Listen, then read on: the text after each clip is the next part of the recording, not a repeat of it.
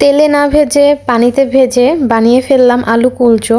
আর এইটা কিভাবে বানালাম এইটার ফুল ডিটেলসই থাকবে এই ভিডিওতে। তো হ্যালো, আসসালামু আলাইকুম এভরিওয়ান, কি খবর সবার?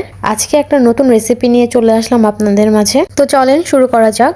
এই আলু কুলচো বানানোর জন্য আমাদের প্রথমেই প্রয়োজন হবে আটা অথবা ময়দা, যার কাছে যেটা থাকবে ওইটা নিয়ে নেবেন। এইখানে আমি আধা চামচ ইস্ট আগেই পানিতে ভিজিয়ে রেখেছিলাম, ওইটা একটু একটু করে আটার মধ্যে দিয়ে আমি গুলিয়ে নিচ্ছিলাম।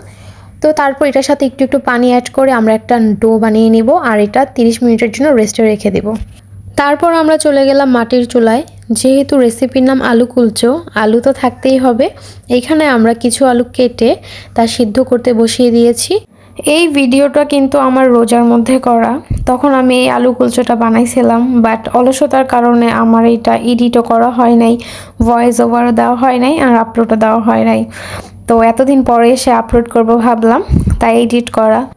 এইদিকে আলুগুলো একদমই সিদ্ধ হয়ে গেছে। এটার মধ্যে আমরা পেঁয়াজ কুচি, মরিচ কুচি, জিরার গুঁড়া, মরিচের গুঁড়া, লবণ দিয়ে ভালো মতো মাখিয়ে নিব। যেভাবে আমরা আলু ভর্তা করি ঠিক ওইভাবেই আমরা এগুলোকে একসাথে মিক্স করে জাস্ট মাখিয়ে নিব। তারপর আমরা চলে যাব আমাদের পরবর্তী প্রসেসে।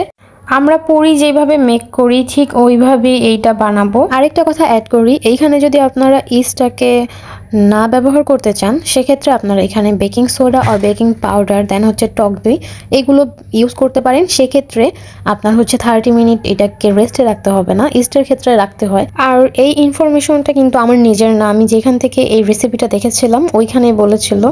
এটার মানে সত্যতা আমি জানি না, আমি ইস্ট ব্যবহার করেছি।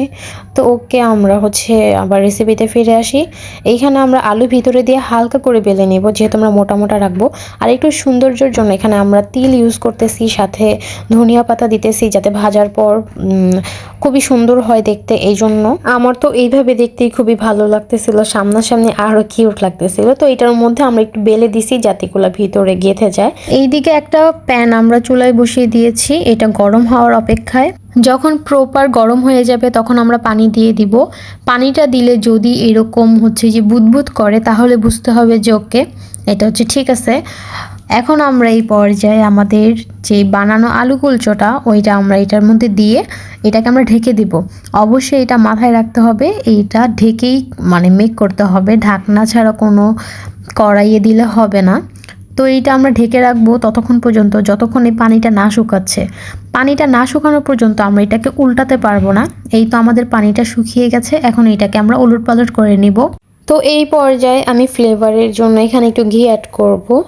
এটা অপশনাল, আপনারা ইচ্ছে হলে অ্যাড করতে পারেন, না ইচ্ছে হলে অ্যাড নাও করতে পারেন। তো তারপর এটাকে আমরা ওলট পালট করে যতক্ষণ না পর্যন্ত একটা লাল লাল ভাব আসবে ততক্ষণ এটাকে আমরা ভাজতে থাকবো। তো এই তো লাল হওয়া শুরু করেছে। আর চুলার আঁচটা কিন্তু একদমই লো হিটে রাখবেন, না হলে পুড়ে যাবে বা লেগে যাবে।